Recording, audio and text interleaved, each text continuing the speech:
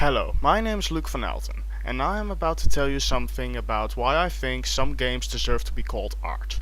I made this documentary for a school project, and I would like to inform you that there is some violence in this documentary because, well, video games. And it's also fully gonna be done in English, so also keep that in mind. I'm not gonna be subtitling this. And, well, enjoy!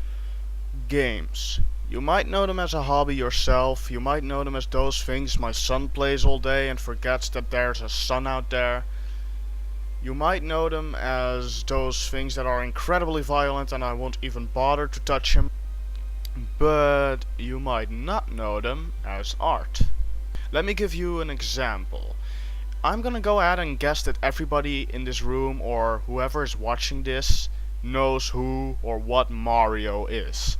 Mario is a rat plumber who tries to save his girlfriend from a turtle dragon while mushrooms are flying out of the sky and helping you become bigger. Now this starts to sound more like the ravings of a madman instead of the product of a Japanese greedy businessman. In this documentary I'm going to be taking 3 main examples from games that I think that deserve to be called art. I'm also gonna be taking these 3 examples down in detail about why I think they deserve to be called art. So here it is, the art of games.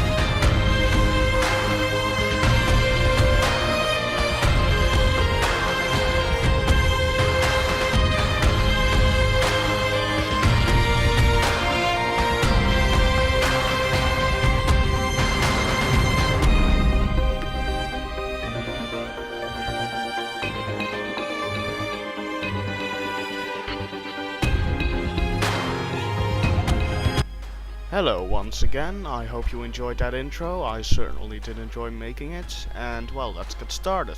Before we're gonna start on the main 3 examples, I first want to clarify what it actually means for something to be called art. What the purpose of art is, for that matter. Also, a little side note, I'm going to have a little bit of gameplay play in the background while I'm talking, and if I actually call up something I want to use as an example, I'll use that. The meaning and purpose of art are 2 very controversial things, but are actually really easy to understand if you think about it. Art is there to share a certain emotion or feeling or experience, but yeah, sharing an experience doesn't matter that much these days, because you're able to take a picture of your lunch and post it on your Facebook or your Twitter and be all like, this is what I had for lunch.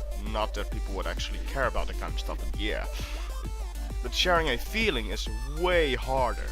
If you could get a feeling from a simple painting or a performance, then imagine what you are able to put in a massive interactive video game. So let's start with the 3 main examples, shall we? First up, it's Portal 2.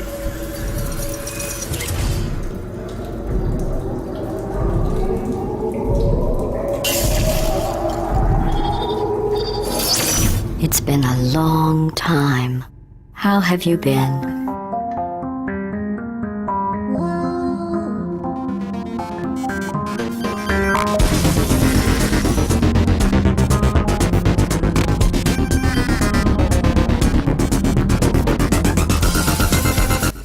Portal 2 is a first-person puzzle game set in a sci-fi fictional world. It is hands down the most original and funniest game I've ever played. I think we can put our differences behind us. So first of all, the story. Well, imagine waking up in a hotel where you absolutely have no clue how you got there, and then a robotic voice tells you to go to sleep for absolutely no reason. Good morning. You have been in suspension for 999. And then you meet a little robot called Wheatley. In there? Subjects should vacate the enrichment Hello? center immediately. Any test Are you gonna open the door? At this time. Any? Ah! Oh God! You look good. Looking good, actually. Are you okay? Are you? Don't answer that. I'm absolutely sure you're fine. There's plenty of time for you to recover. He immediately informs you about the fact that you are in an underground facility that has basically been abandoned by humans for years. And you need to find a way out of there, so you're gonna need a portal gun. I should probably tell what the portal gun is. The portal gun is basically a gun that does this. Oh,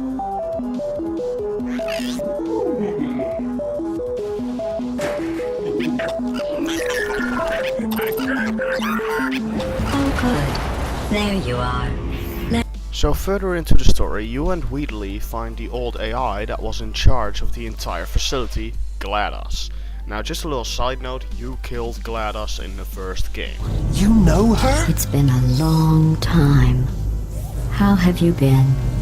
I've been really busy being dead. You know, after you murdered me. You did what?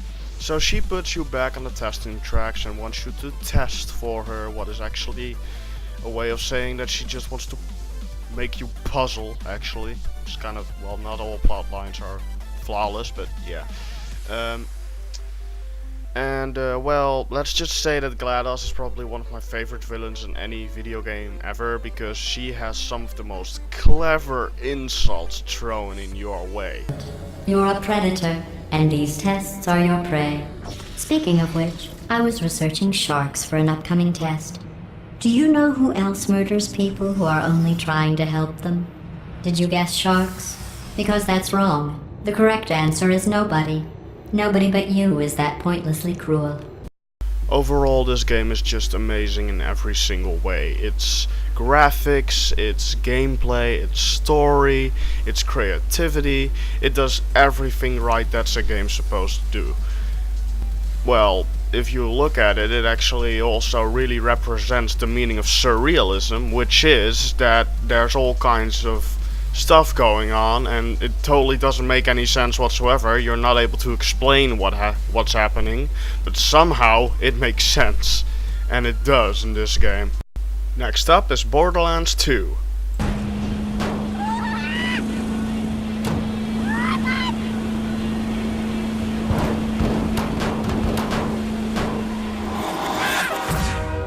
Borderlands 2's focus was on one thing: bringing as much madness and insanity on your screen as possible. So you can already guess that this is probably one of my favorite games of all time. Scratch that, it's my personal favorite. So okay, story. You are 1 out of 4, or 5 if you paid for the DLC, classes that you choose from. These classes are vault hunters. They hunt vaults. In the first game, you went to this planet called Pandora that is extremely dangerous. Bandits are everywhere, creatures will kill you on sight, and you had to find a vault there, which is basically a very big treasure full of money and loot and everything you can imagine. But when you eventually at the ending, well, you open the vault and there's basically nothing in it but a massive monster that you kill. It was probably one of the most disappointing endings I've ever had the pleasure of dealing with in a game. But they fixed that in the second game. I mean, it's now a good story because now, because of the vault opening, there has been this new source called iridium. Iridium is super expensive and super rare to find, and instantly a corporation called Hyperion gets their hands on it and basically occupies the entire planet. Well, let's just say that the entire planet is now under a dictatorship on the hand of Handsome Jack, the main leader of the Hyperion Corporation. Little thing I should mention, this game actually broke a record for most guns in a video game ever. They basically created the preset parts like barrels and stocks and ammo and scopes and that kind of stuff. And then they have a system in the game where it generates the guns for you, making an almost unlimited amount of guns. It broke the record with 87 million guns. This means that there's a lot of fun to be had by simply collecting guns. Being there in every single corner of the map trying to find a good gun, or picking them up from dead enemies. Well, most of them don't really drop that much good stuff. Or completing quests to get better weapons so you can have a shiny new gun to shoot things with. As you might have already noticed, this game also has a very unique art style. It kind of looks like a comic book now, doesn't it? It's all outlined and drawn out, and well, this is actually one of the more landmarks of the game, because you have a lot of other games that actually come close to this kind of art style, and they're all like, it's Borderlands-ish. Overall, this package is full of stuff to do, it's a lot of fun, and you can play it with friends. Well, who wouldn't want that? But this game is also incredibly creative in a lot of ways.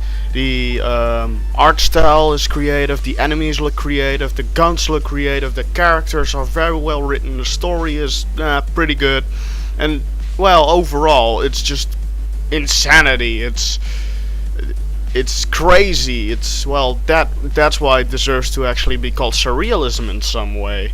It is really, well, it actually does it so good that I would be able to call this art. And last but not least, Red Dead Redemption. I rode in a gang.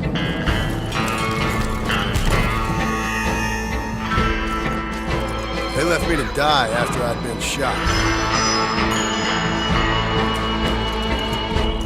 I left the gang after the gang left me.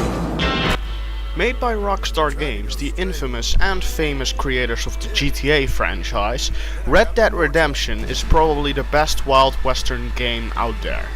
And that is because of its incredible beauty in landscape, its very realistic feeling gameplay mechanics.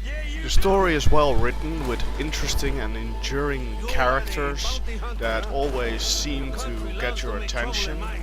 And, well, like I said, the landscape is absolutely beautiful in this game. I'm just gonna say it twice because it's just absolutely beautiful. There, I said it 3 times by now. Simply galloping around the landscape with your horse already gets you entertained. So yeah, the story. I guess you already got a little sense about what it actually is in the beginning trailer. But it's about a guy called John Marston. He was part of a gang, and he left the gang because the gang was kinda acting like a douchebag against him. Then he tries to stay low for some time, but then he gets into more trouble with the police, and the police needs him to basically kill his old gang members. There are also some moments where the game literally wants you to realize how beautiful it actually is, and gets you into very memorable missions where, well, let's just keep in mind that the audio in this next clip is actually from the background of the video game. Can't believe the state you're in. It's so far away. It's so far away. Who are you trying to impress? Steadily creating mess. Okay, I'll be honest, I have played this game over like hundreds of times and I still get chills from that part. This game was an incredible risk for Rockstar actually. They have invested so much work and, well, possibly money into a setting that is mostly frowned upon. Everybody's kind of sick of cowboys. I mean, it's all overused in movies, but in video games it's actually quite an original concept. The game looks absolutely stunning and has very good AI, artificial intelligence, for the enemies. And, well, this game has incredibly smooth gunplay, and it just and it looks absolutely beautiful. I'm just gonna keep on repeating that because I cannot clarify it enough. Go get this game, it's amazing, worth every single penny of what you've paid for it.